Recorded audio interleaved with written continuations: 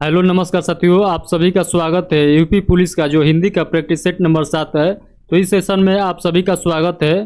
तो जितने भी यूपी पुलिस के स्टूडेंट हैं वो सारे लोग जुड़ जाएंगे इस सेशन से, क्योंकि हम लोग इस सेशन को कंटिन्यू स्टार्ट करने वाले हैं। तो आप लोग जल्दी जल्दी से जुड़ जाइए। तो जैसे कि मैं बतलाता हूँ, जो नए स्टूडेंट है तो उनको मैं बतलाता हूँ कि आप लोग अगर 1 से लेकर 6 तक प्रैक्टिस सेट नहीं लगाए हैं तो आप लोग जाकर इस चैनल के प्लेलिस्ट में जाइएगा, तो वहाँ पर आप लोग को फोल्डर के तौर पर मिल जाएगा। तो वहाँ से आप लोग 1 से लेकर 6 नंबर तक प्रैक्टिस सेट आप लोग लगा लीजिएगा। उसके बाद हम लोग जो आज देखने वाले हैं ये प्रैक्टिस सेट नंबर 7 है, तो ये आप लोग कंटिन्यू करिए। तो चलिए हम लोग बिना किसी देरी के इस सेशन को हम लोग स्टार्ट करते हैं। तो सबसे पहले आप लोग क्वेश्चन पढ़िएगा, क्वेश्चन नंबर 39 ले पढ़िएगा। तो जैसे कि जिन लोगों के मन में डाउट होगा कि हम लोग क्वेश्चन नंबर 39 लेके एक कल स्टार्ट कर रहे हैं, तो मैं आप लोग को बतला दूं कि जो मैं करा रहा हूं ये प्रीवियस ईयर क्वेश्चन है। तो 1 से जो 38 तक क्वेश्चन होता है, यानी 1 से लेकर 38 नंबर क्वेश्चन जो होता है वो जीएस का क्वेश्चन हम लोग देखते हैं। तो इससे जस्ट पहले हम लोगों ने जीएस के प्रैक्टिस सेट लगाए हैं, अगर आप लोग नहीं लगाए हैं तो उसे भी आप लोग देख लीजिएगा। तो जो अभी हम लोग देखने वाले हैं ये हिंदी का प्रैक्टिस सेट है। तो जो है वो 40 से हम लोग को स्टार्ट होगा और 75 नंबर क्वेश्चन तक हिंदी का प्रैक्टिस सेट चलेगा। तो चलिए हम लोग बिना किसी देरी के इस सेशन को स्टार्ट करते हैं। तो पढ़िए क्वेश्चन, उससे पहले आप लोग पढ़िएगा। निर्देश दिया गया है क्वेश्चन नंबर 39 से 43 के लिए, कर रहा है निम्नलिखित प्रश्नों के उत्तर दीजिए। तो चलिए हम लोग क्वेश्चन पढ़ते हैं, उसका उत्तर देंगे।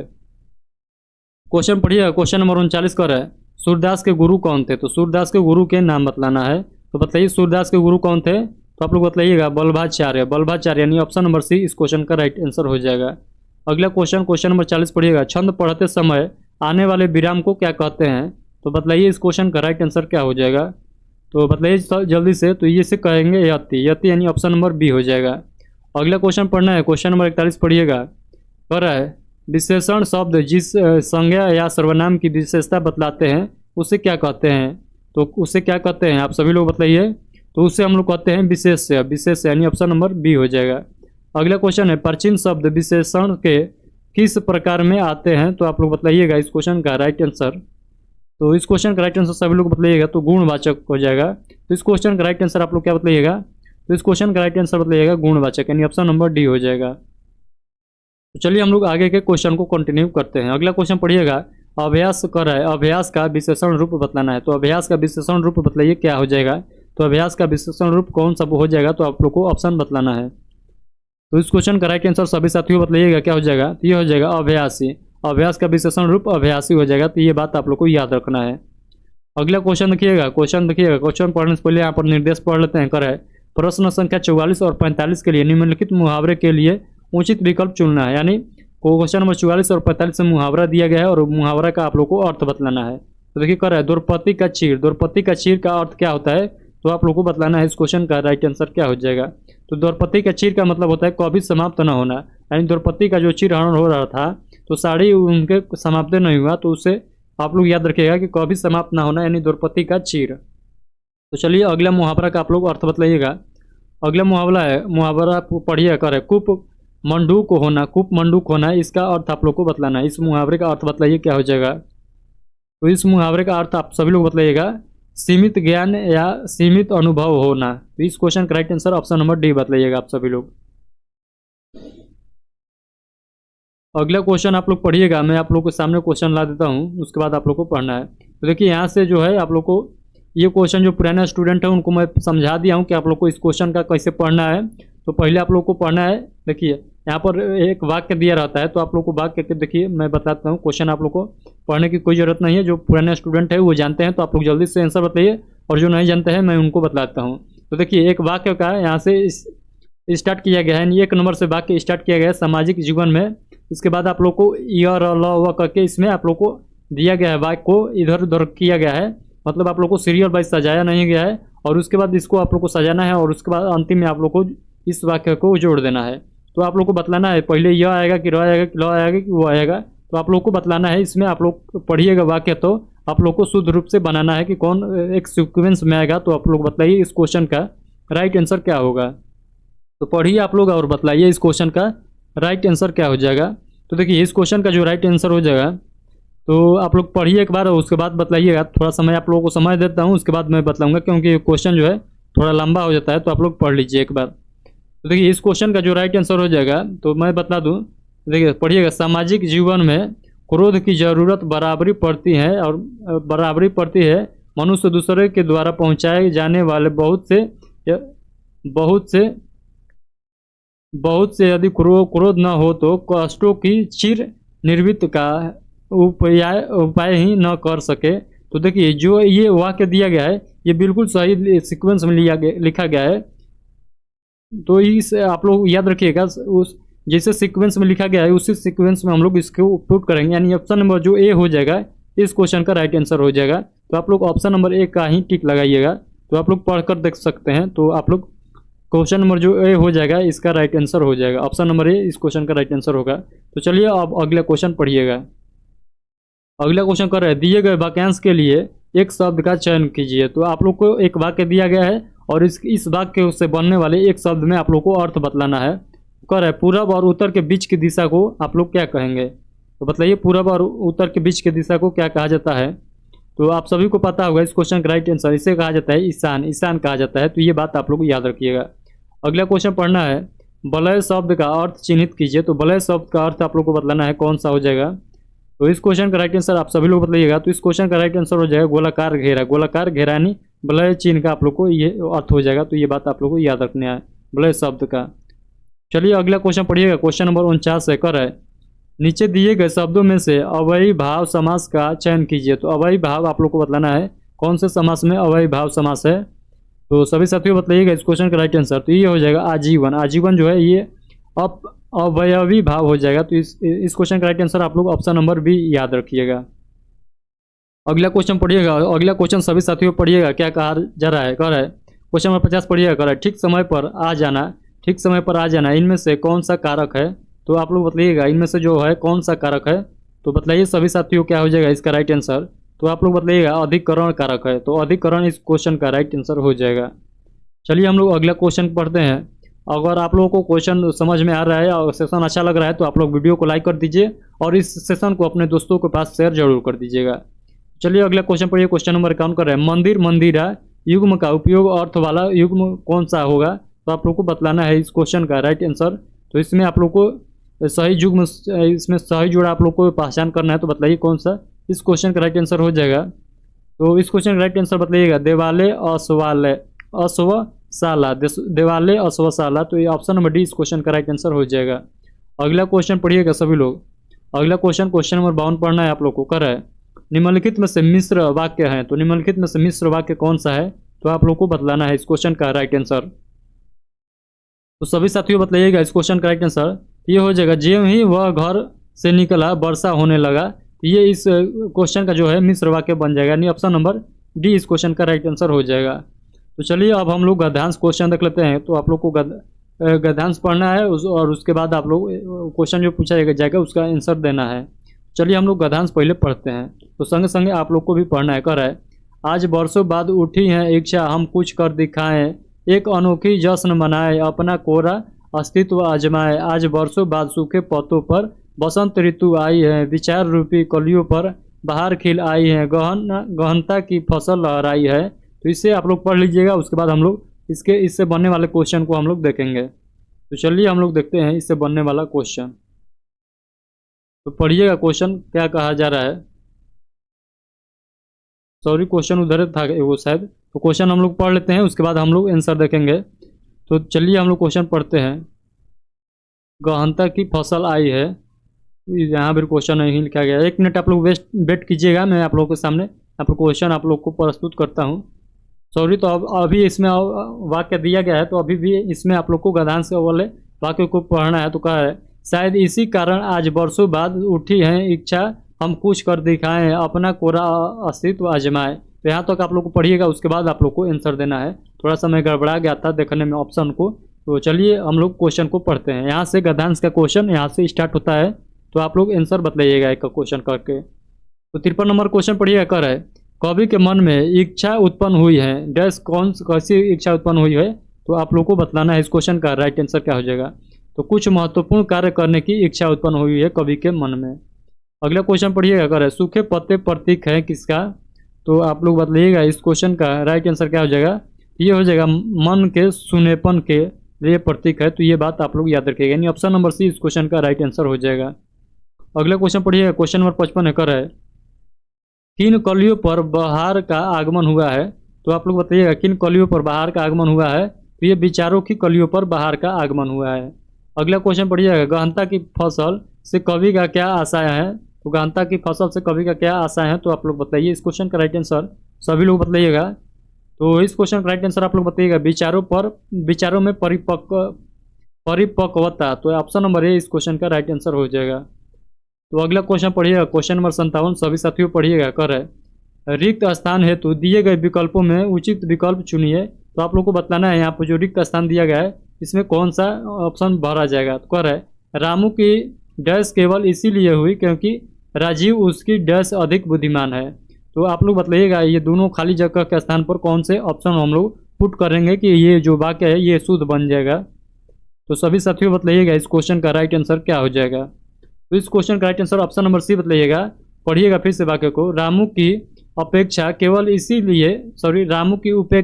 इसीलिए हुई क्योंकि राजीव उसकी अपेक्षा अधिक बुद्धिमान है। तो ऑप्शन नंबर जो सी है इस क्वेश्चन का राइट ऑप्शन इस क्वेश्चन का right answer option number C हो जाएगा।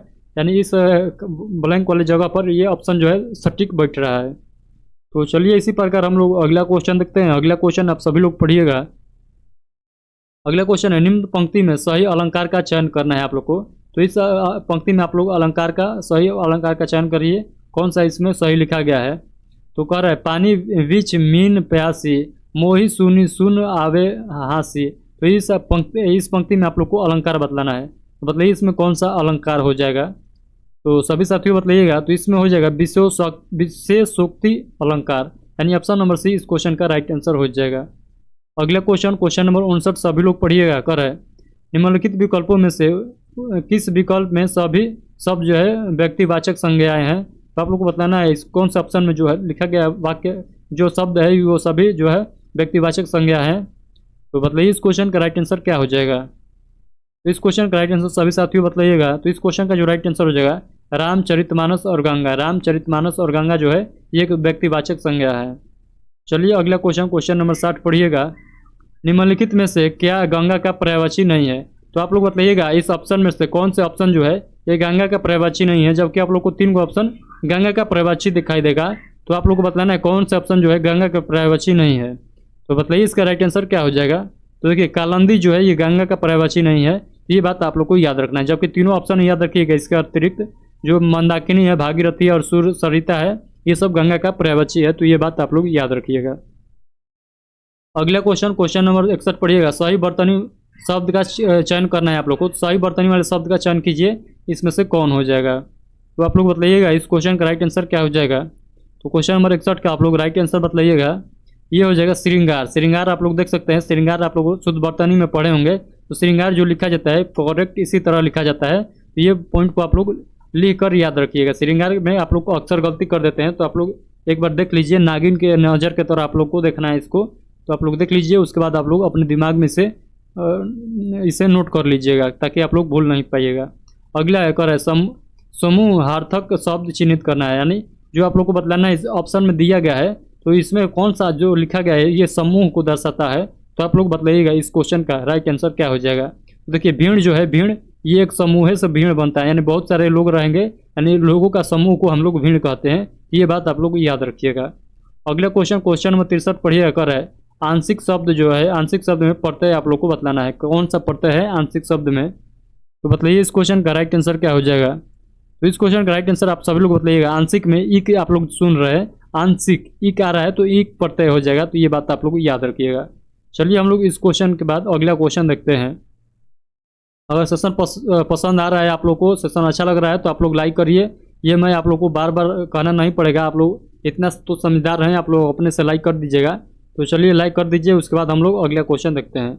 अगला क्वेश्चन सभी लोग पढ़िएगा, कर है नीचे दिए गए वाक्य के त्रुटिपूर्ण खंड को चिन्हित करना है और यदि कोई त्रुटि ना हो तो ऑप्शन डी का चिन्हित करना है। यानी आप लोग को यहाँ से यहाँ तक एक वाक्य दिया गया है, इस वाक्य में गलती है तो आप लोग को बतलाना है किस वाक्य में गलती है, और वाक्य में गलती नहीं है तो आप लोग ऑप्शन नंबर डी टिक लगाइएगा।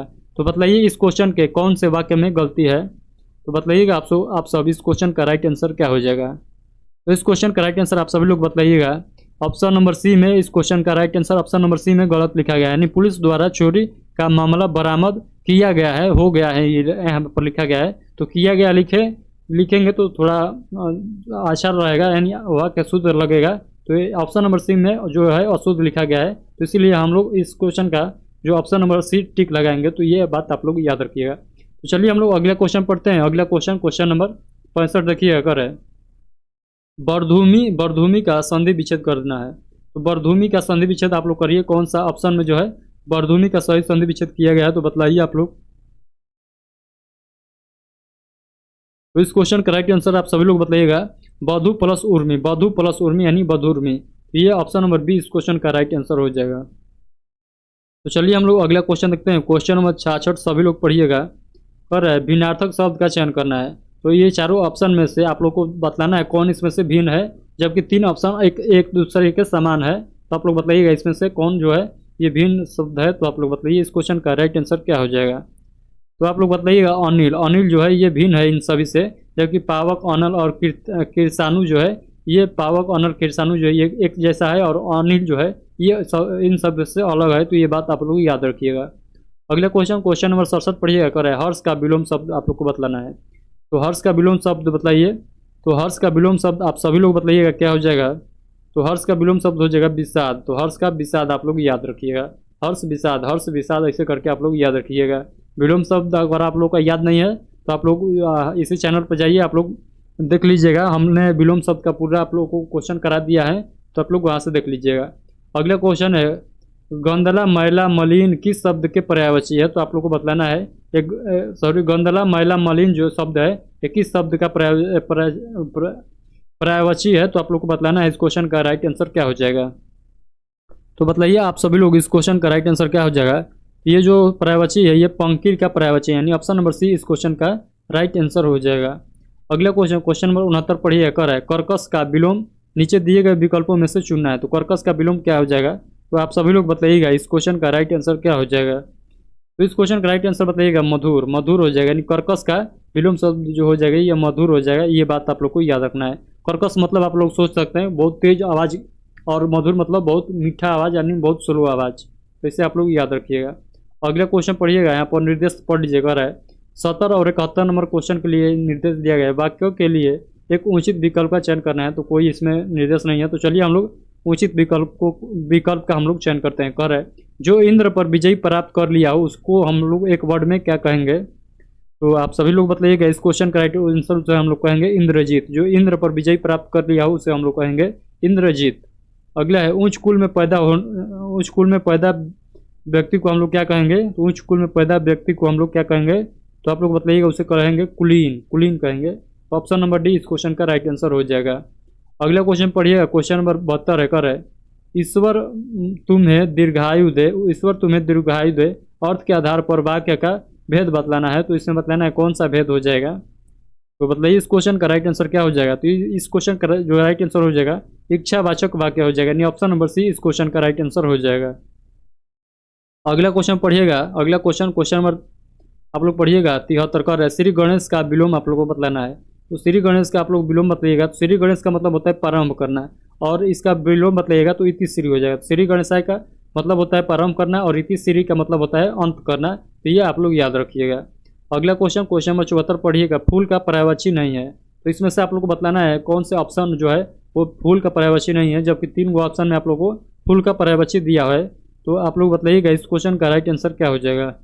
तो सभी साथियों बताइएगा इस क्वेश्चन का राइट आंसर। जैसे कि आप लोग तनुजा देख रहे हैं, तो तनुजा जो है ये फूल का पर्यायवाची नहीं है, जबकि सुमन, पुष्प और कुसुम जो है ये फूल के पर्यायवाची है। तो इस क्वेश्चन का राइट आंसर आप लोग याद रखिएगा, ऑप्शन नंबर सी इस क्वेश्चन का राइट आंसर हो जाएगा। तो चलिए हम लोग अगला क्वेश्चन पढ़ते हैं, जो कि इस प्रैक्टिस सेट का लास्ट क्वेश्चन है।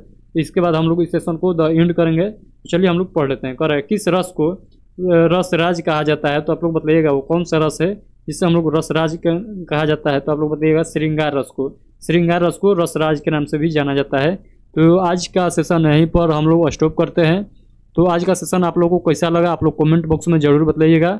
और आप लोगों को कोई मन में डाउट रह जाता है इस क्वेश्चन से रिलेटेड, तो आप हमसे टेलीग्राम चैनल पर पूछ सकते हैं। और इसका PDF आप लोग डाउनलोड करना चाहते हैं तो मैं ऑलरेडी इसका PDF जो है टेलीग्राम चैनल पर अपलोड करवा दिया हूँ, तो वहाँ से आप लोग डाउनलोड कर लीजिएगा। तो चलिए हम लोग इस सेशन को द एंड करते हैं। तब तक के लिए आप सभी को